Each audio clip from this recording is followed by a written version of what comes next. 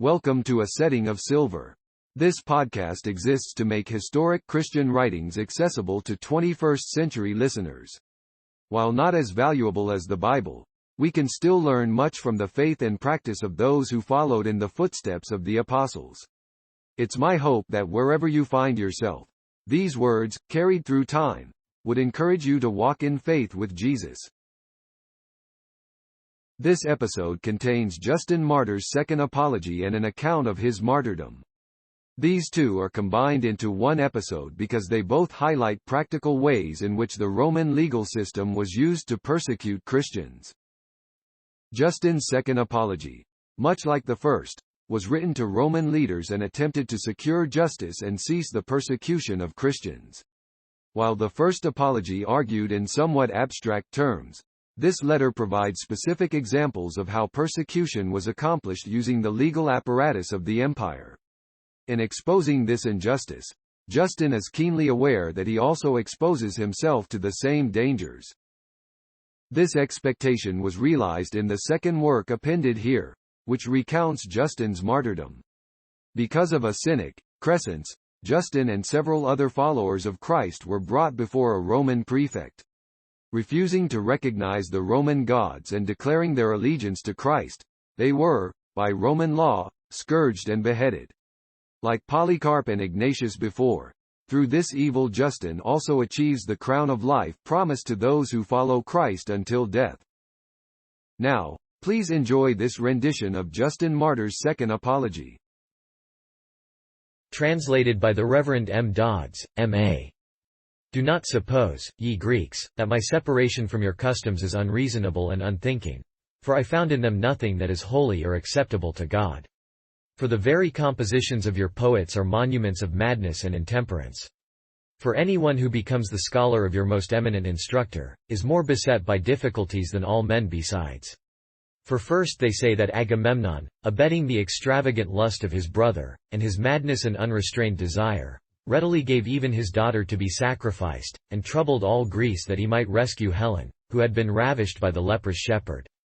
But when in the course of the war they took captives, Agamemnon was himself taken captive by Chryses, and for Briseis' sake kindled a feud with the son of Thetis. And Pelides himself, who crossed the river, overthrew Troy, and subdued Hector. This your hero became the slave of Polyxena, and was conquered by a dead Amazon. And putting off the god-fabricated armor, and donning the hymeneal robe, he became a sacrifice of love in the temple of Apollo. And the Ithacan Ulysses made a virtue of a vice. And indeed his sailing past the Sirens gave evidence that he was destitute of worthy prudence, because he could not depend on his prudence for stopping his ears. Ajax, son of Telamon, who bore the shield of sevenfold ox hide, went mad when he was defeated in the contest with Ulysses for the armor. Such things I have no desire to be instructed in. Of such virtue I am not covetous, that I should believe the myths of Homer. For the whole rhapsody, the beginning and end both of the Iliad and the Odyssey is, a woman. But since, next to Homer, Hesiod wrote his works and days, who will believe his drivelling theogony? For they say that Cronos, the son of Ouranos, in the beginning slew his father, and possessed himself of his rule. And that, being seized with a panic lest he should himself suffer in the same way, he preferred devouring his children. But that, by the craft of the Curetes, Jupiter was conveyed away and kept in secret, and afterwards bound his father with chains, and divided the empire. Jupiter receiving, as the story goes, the air, and Neptune the deep, and Pluto the portion of Hades. But Pluto ravished Proserpine, and Ceres sought her child wandering through the deserts. And this myth was celebrated in the Eleusinian fire. Again, Neptune ravished Melanippe when she was drawing water, besides abusing a host of Nereids not a few, whose names, were we to recount them, would cost us a multitude of words. And as for Jupiter, he was a various adulterer, with Antiope as a satyr, with Danae as gold, and with Europa as a bull. With Leda, moreover, he assumed wings. For the love of Semele proved both his unchastity and the jealousy of Semele. And they say that he carried off the Phrygian Ganymede to be his cupbearer. These, then, are the exploits of the sons of Saturn. And your illustrious son of Latona Apollo, who professed soothsaying, convicted himself of lying. He pursued Daphne, but did not gain possession of her, and to Hyacinthus, who loved him, he did not foretell his death. And I say nothing of the masculine character of Minerva, nor of the feminine nature of Bacchus, nor of the fornicating disposition of Venus. Read to Jupiter, ye Greeks, the law against parricides, and the penalty of adultery, and the ignominy of pederasty. Teach Minerva and Diana the works of women, and Bacchus the works of men. What seemliness is there in a woman's girding herself with armor, or in a man's decorating himself with cymbals, and garlands, and female attire, and accompanied by a herd of bacchanalian women? For Hercules, celebrated by his 3 knights, sung by the poets for his successful labors, the son of Jupiter, who slew the lion and destroyed the many-headed Hydra, who put to death the fierce and mighty boar, and was able to kill the fleet man-eating birds, and brought up from Hades the 3-headed dog, who effectually cleansed the huge Augean building from its dung, and killed the bulls and the stag whose nostrils breathed fire, and plucked the golden fruit from the tree, and slew the poisonous serpent, and for some reason, which it is not lawful to utter, killed Aeschylus, and the guest-slaying Busiris, and crossed the mountains that he might get water which gave forth an articulate speech, as the story goes.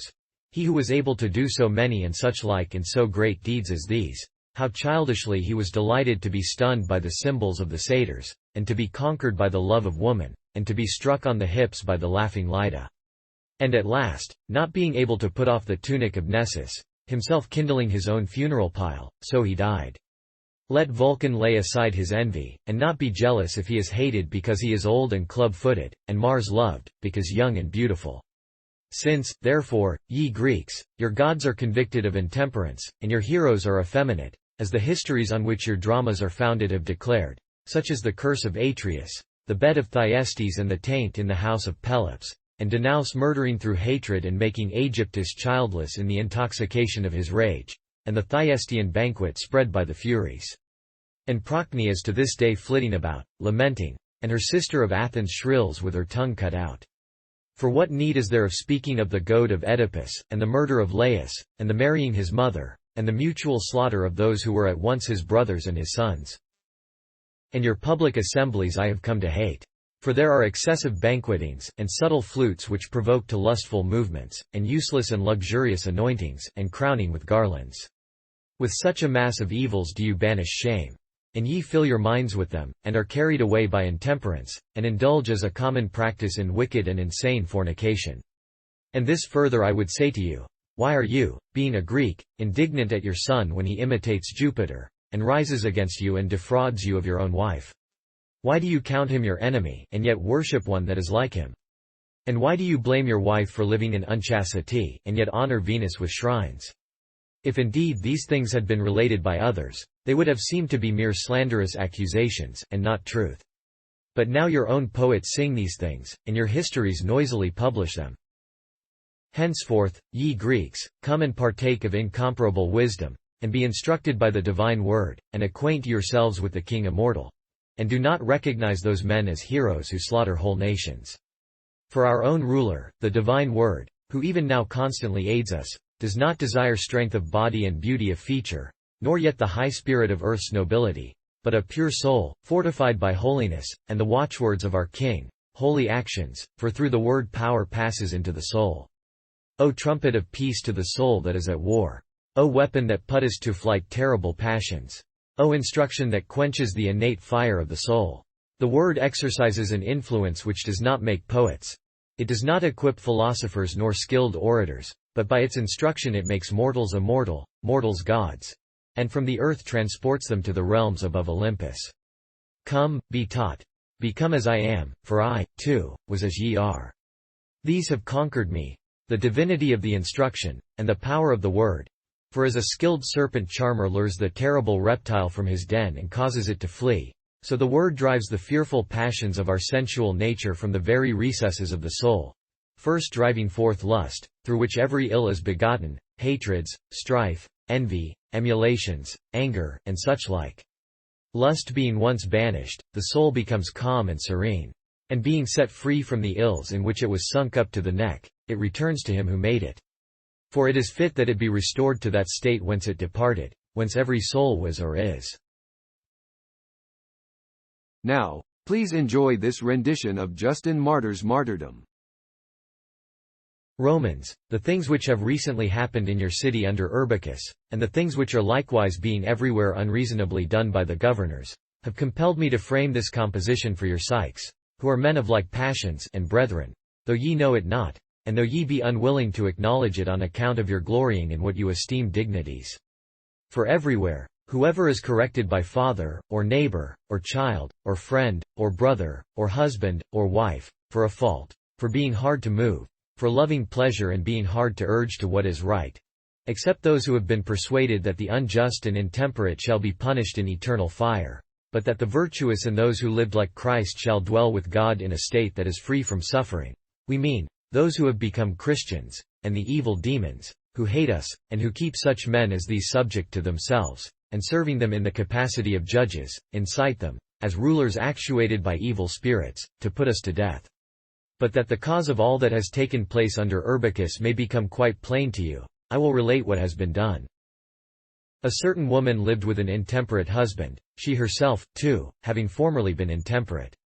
But when she came to the knowledge of the teachings of Christ she became sober-minded, and endeavored to persuade her husband likewise to be temperate, citing the teaching of Christ, and assuring him that there shall be punishment in eternal fire inflicted upon those who do not live temperately and conformably to right reason. But he, continuing in the same excesses, alienated his wife from him by his actions. For she, considering it wicked to live any longer as a wife with a husband who sought in every way means of indulging in pleasure contrary to the law of nature, and in violation of what is right, wished to be divorced from him. And when she was overpersuaded by her friends, who advised her still to continue with him, in the idea that some time or other her husband might give hope of amendment, she did violence to her own feeling and remained with him. But when her husband had gone into Alexandria, and was reported to be conducting himself worse than ever, she, that she might not, by continuing in matrimonial connection with him, and by sharing his table and his bed, become a partaker also in his wickednesses and impieties, gave him what you call a bill of divorce, and was separated from him.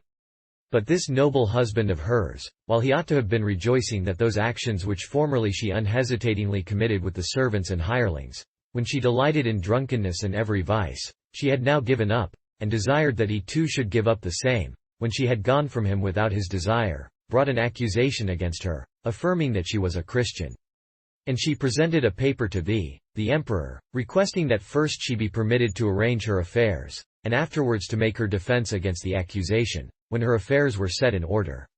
And this you granted. And her quondam husband, since he was now no longer able to prosecute her, directed his assaults against a man, Ptolemaeus, whom Urbicus punished, and who had been her teacher in the Christian doctrines. And this he did in the following way. He persuaded a centurion, who had cast Ptolemaeus into prison, and who was friendly to himself, to take Ptolemaeus and interrogate him on this sole point, whether he were a Christian. And Ptolemaeus, being a lover of truth, and not of a deceitful or false disposition, when he confessed himself to be a Christian, was bound by the centurion, and for a long time punished in the prison. And, at last, when the man came to Urbicus, he was asked this one question only, whether he was a Christian. And again, being conscious of his duty, and the nobility of it through the teaching of Christ, he confessed his discipleship in the divine virtue. For he who denies anything either denies it because he condemns the thing itself, or he shrinks from confession because he is conscious of his own unworthiness or alienation from it, neither of which cases is that of the true Christian. And when Urbicus ordered him to be led away to punishment, one Lucius, who was also himself a Christian, seeing the unreasonable judgment that had thus been given, said to Urbicus, "What is the ground of this judgment? Why have you punished this man, not as an adulterer, nor fornicator, nor murderer, nor thief, nor robber, nor convicted of any crime at all, but who has only confessed that he is called by the name of Christian? This judgment of yours, O Urbicus, does not become the Emperor Pius, nor the philosopher, the son of Caesar, nor the sacred Senate." And he said nothing else in answer to Lucius than this, "You also seem to me to be such an one." And when Lucius answered, "Most certainly I am," he again ordered him also to be led away. And he professed his thanks, knowing that he was delivered from such wicked rulers, and was going to the Father and King of the heavens. And still a third having come forward, was condemned to be punished. I too, therefore, expect to be plotted against and fixed to the stake, by some of those I have named, or perhaps by Crescens, that lover of bravado and boasting. For the man is not worthy of the name of philosopher who publicly bears witness against us in matters which he does not understand, saying that the Christians are atheists and impious, and doing so to win favor with the deluded mob, and to please them. For if he assails us without having read the teachings of Christ, he is thoroughly depraved, and far worse than the illiterate, who often refrain from discussing or bearing false witness about matters they do not understand. Or, if he has read them and does not understand the majesty that is in them, or, understanding it, acts thus that he may not be suspected of being such a Christian, he is far more base and thoroughly depraved, being conquered by a liberal and unreasonable opinion and fear. For I would have you to know that I proposed to him certain questions on this subject, and interrogated him, and found most convincingly that he, in truth, knows nothing. And to prove that I speak the truth, I am ready, if these disputations have not been reported to you, to conduct them again in your presence. And this would be an act worthy of a prince. But if my questions and his answers have been made known to you, you are already aware that he is acquainted with none of our matters. Or, if he is acquainted with them, but, through fear of those who might hear him, does not dare to speak out, like Socrates, he proves himself, as I said before, no philosopher, but an opinionative man. At least he does not regard that Socratic and most admirable saying, but a man must in no wise be honored before the truth. But it is impossible for a cynic, who makes indifference his end, to know any good but indifference.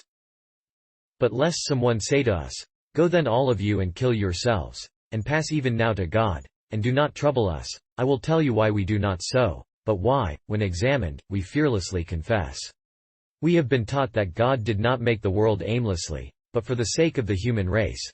And we have before stated that he takes pleasure in those who imitate his properties, and is displeased with those that embrace what is worthless either in word or deed. If, then, we all kill ourselves, we shall become the cause, as far as in us lies, why no one should be born, or instructed in the divine doctrines, or even why the human race should not exist, and we shall, if we so act, be ourselves acting in opposition to the will of God. But when we are examined, we make no denial, because we are not conscious of any evil, but count it impious not to speak the truth in all things, which also we know is pleasing to God, and because we are also now very desirous to deliver you from an unjust prejudice. But if this idea take possession of someone, that if we acknowledge God as our helper, we should not, as we say, be oppressed and persecuted by the wicked, this, too, I will solve. God, when he had made the whole world, and subjected things earthly to man, and arranged the heavenly elements for the increase of fruits and rotation of the seasons, and appointed this divine law, for these things also he evidently made for man, committed the care of men and of all things under heaven to angels whom he appointed over them. But the angels transgressed this appointment, and were captivated by love of women, and begat children who are those that are called demons.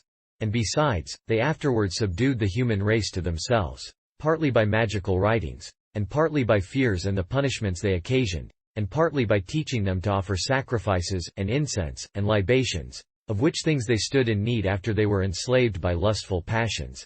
And among men they sowed murders, wars, adulteries, intemperate deeds, and all wickedness. Whence also the poets and mythologists, not knowing that it was the angels and those demons who had been begotten by them that did these things to men, and women, and cities, and nations, which they related, ascribed them to God himself, and to those who were accounted to be his very offspring, and to the offspring of those who were called his brothers, Neptune and Pluto, and to the children again of these their offspring. For whatever name each of the angels had given to himself and his children, by that name they called them. But to the Father of all, who is unbegotten, there is no name given. For by whatever name he be called, he has as his elder the person who gives him the name. But these words, Father and God, and Creator and Lord and Master, are not names, but appellations derived from his good deeds and functions.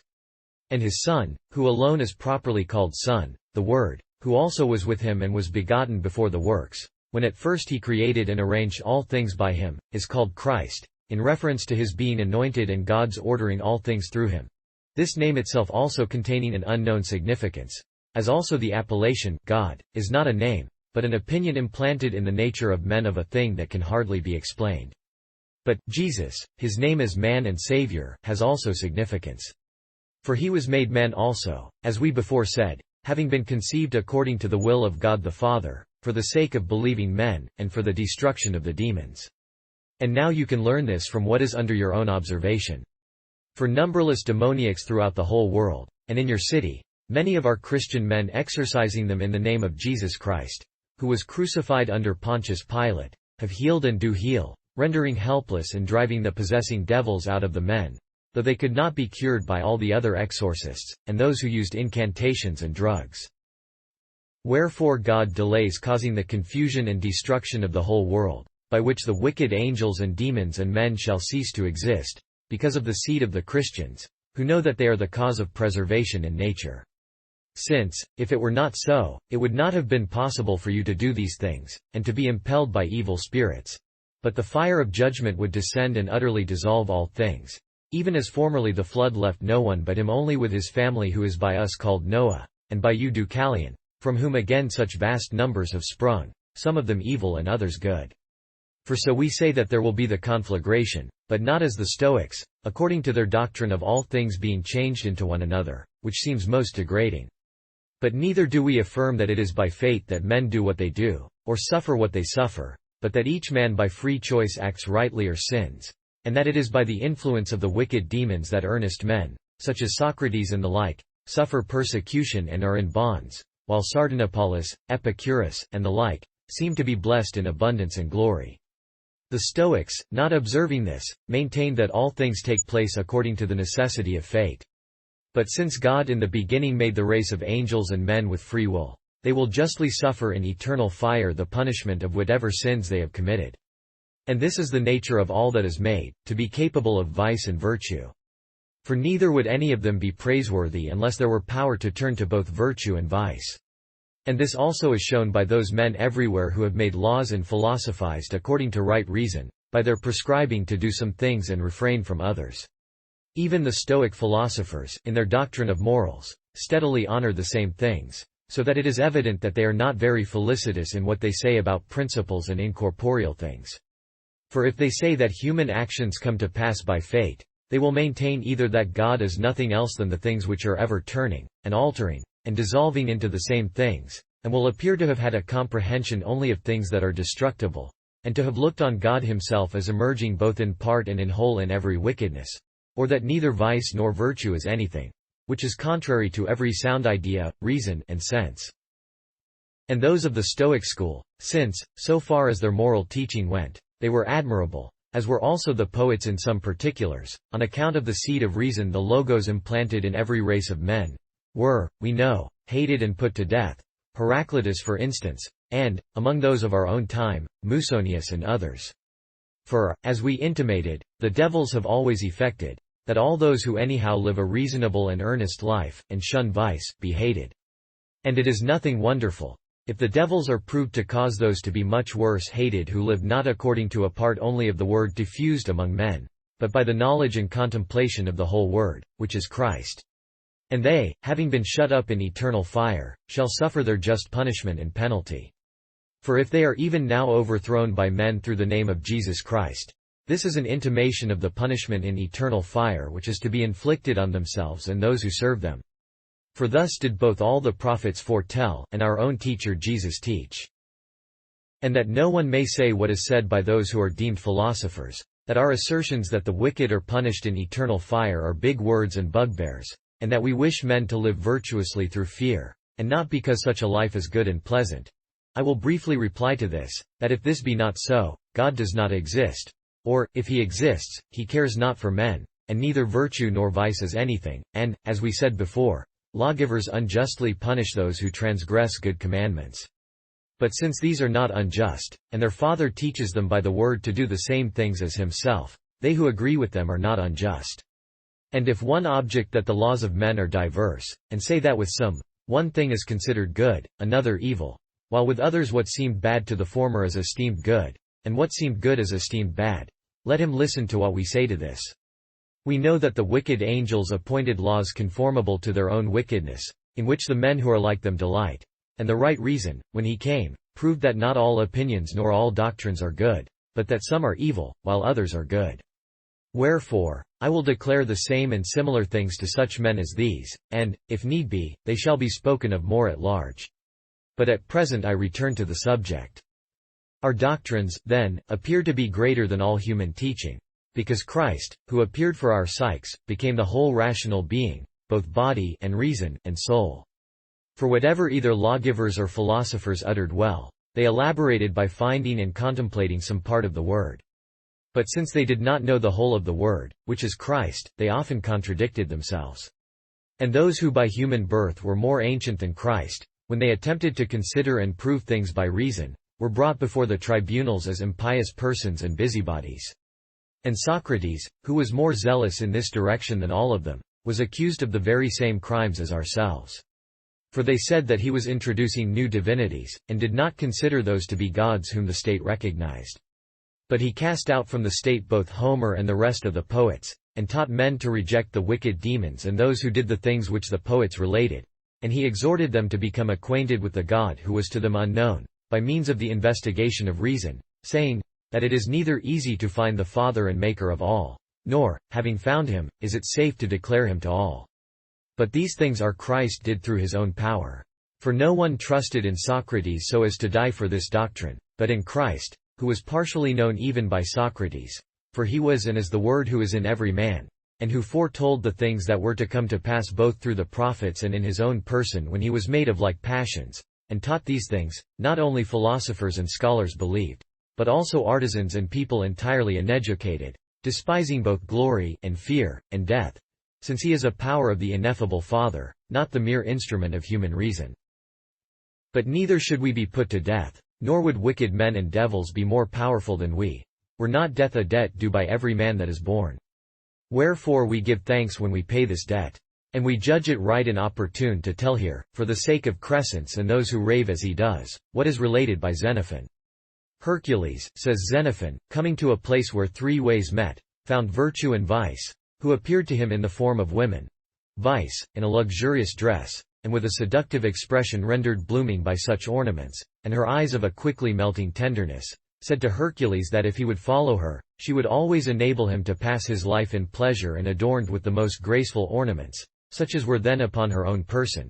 And Virtue, who was of squalid look and dress, said, "But if you obey me, you shall adorn yourself not with ornament nor beauty that passes away and perishes, but with everlasting and precious graces."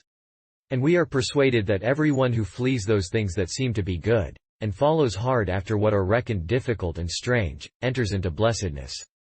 For vice, when by imitation of what is incorruptible, for what is really incorruptible she neither has nor can produce, she has thrown around her own actions, as a disguise, the properties of virtue, and qualities which are really excellent, leads captive earthly-minded men, attaching to virtue her own evil properties. But those who understood the excellences which belong to that which is real, are also uncorrupt in virtue. And this every sensible person ought to think both of Christians and of the athletes, and of those who did what the poets relate of the so-called gods, concluding as much from our contempt of death, even when it could be escaped. For I myself, too, when I was delighting in the doctrines of Plato, and heard the Christians slandered, and saw them fearless of death, and of all other things which are counted fearful, perceived that it was impossible that they could be living in wickedness and pleasure. For what sensual or intemperate man, or who that counts it good to feast on human flesh, could welcome death that he might be deprived of his enjoyments, and would not rather continue always the present life, and attempt to escape the observation of the rulers, and much less would he denounce himself when the consequence would be death? This also the wicked demons have now caused to be done by evil men. For having put some to death on account of the accusations falsely brought against us, they also dragged to the torture our domestics, either children or weak women, and by dreadful torments forced them to admit those fabulous actions which they themselves openly perpetrate, about which we are the less concerned, because none of these actions are really ours, and we have the unbegotten and ineffable God as witness both of our thoughts and deeds. For why did we not even publicly profess that these were the things which we esteemed good, and prove that these are the divine philosophy, saying that the mysteries of Saturn are performed when we slay a man, and that when we drink our fill of blood, as it is said we do, we are doing what you do before that idol you honor, and on which you sprinkle the blood not only of irrational animals, but also of men, making a libation of the blood of the slain by the hand of the most illustrious and noble man among you? And imitating Jupiter and the other gods in sodomy and shameless intercourse with woman, might we not bring as our apology the writings of Epicurus and the poets? But because we persuade men to avoid such instruction, and all who practice them and imitate such examples, as now in this discourse we have striven to persuade you, we are assailed in every kind of way. But we are not concerned, since we know that God is a just observer of all. But would that even now someone would mount a lofty rostrum, and shout with a loud voice, be ashamed, ye who charge the guiltless with those deeds which yourselves openly commit, and ascribe things which apply to yourselves and to your gods to those who have not even the slightest sympathy with them. Be ye converted, become wise.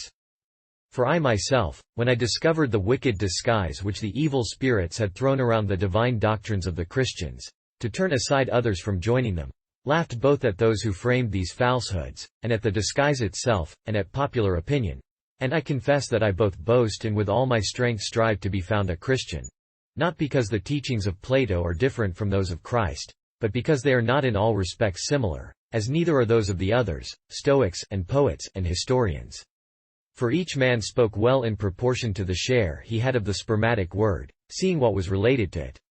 But they who contradict themselves on the more important points appear not to have possessed the heavenly wisdom, and the knowledge which cannot be spoken against.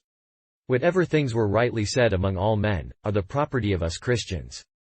For next to God, we worship and love the Word who is from the unbegotten and ineffable God, since also he became man for our sakes, that becoming a partaker of our sufferings, he might also bring us healing. For all the writers were able to see realities darkly through the sowing of the implanted word that was in them. For the seed and imitation imparted according to capacity is one thing, and quite another is the thing itself, of which there is the participation and imitation according to the grace which is from him. And we therefore pray you to publish this little book, appending what you think right, that our opinions may be known to others, and that these persons may have a fair chance of being freed from erroneous notions and ignorance of good, who by their own fault are become subject to punishment. That so these things may be published to men, because it is in the nature of man to know good and evil, and by their condemning us, whom they do not understand, for actions which they say are wicked, and by delighting in the gods who did such things, and even now require similar actions from men, and by inflicting on us death or bonds or some other such punishment, as if we were guilty of these things, they condemn themselves, so that there is no need of other judges. And I despised the wicked and deceitful doctrine of Simon of my own nation. And if you give this book your authority, we will expose him before all, that, if possible, they may be converted. For this end alone did we compose this treatise. And our doctrines are not shameful, according to a sober judgment, but are indeed more lofty than all human philosophy. And if not so, they are at least unlike the doctrines of the Sotadists, and Philonidians, and dancers, and Epicureans, and such other teachings of the poets, which all are allowed to acquaint themselves with both as acted and as written. And henceforth we shall be silent, having done as much as we could, and having added the prayer that all men everywhere may be counted worthy of the truth. And would that you also, in a manner becoming piety and philosophy, would for your own sakes judge justly. Thanks for listening to this episode of A Setting of Silver. The audio you've been listening to was produced by Bill Connick using Google's text-to-speech service. The text was taken from an 1885 collection of early church writings available at ccel.org. Finally, I want to thank the volunteers at CCEL who organized and formatted the data into a computer-friendly format. Without their work, this would have been practically impossible to create.